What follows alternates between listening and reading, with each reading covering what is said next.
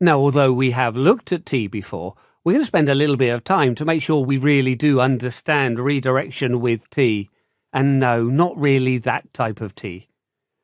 We can use this, and it allows us to redirect our standard output to both the screen and to a file.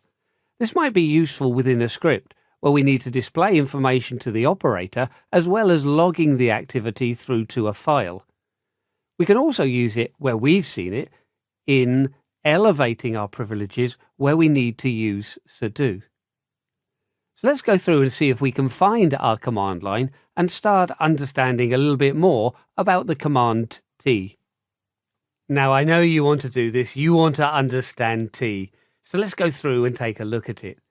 Of course, if I just echo hello, hello is going to be written to the screen to standard output, and it's standard output that is captured by T. So if I go through now and echo hello, and pipe using the vertical bar, take the output of echo and send it through to T, and we can have T send it through to, well, I'm just going to go file 1. But T for T piece, it's written to 2 locations, file 1 and standard output. So now if I go through and cat file 1, we can see that we have hello, as well as hello being written originally to the screen. So it's being written to 2 places. And as I say, in a script, this can be really useful. Output the user needs to see, but also needs to be logged.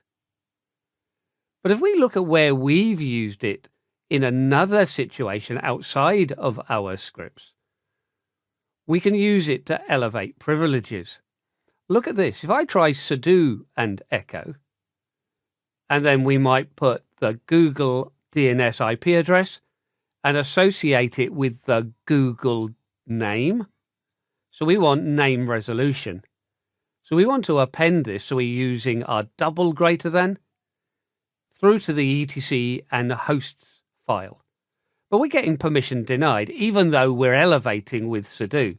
But echo is a built-in command to bash, so it's running with the initial permissions where bash was started. So we don't really need the sudo and echo. It's not really making any difference for us.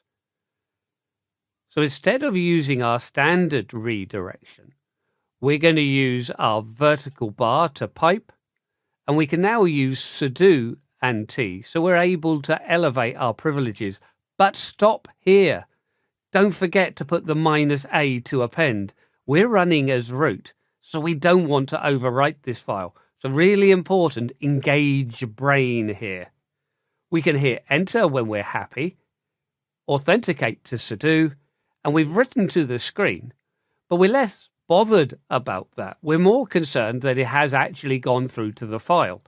As a simple test, we can ping -C3 Google, so we can resolve the name Google, but to double check and to learn a few more utilities, we can use tail -N1, look at the last line of our host file, and it is indeed 8.8.8 and Google.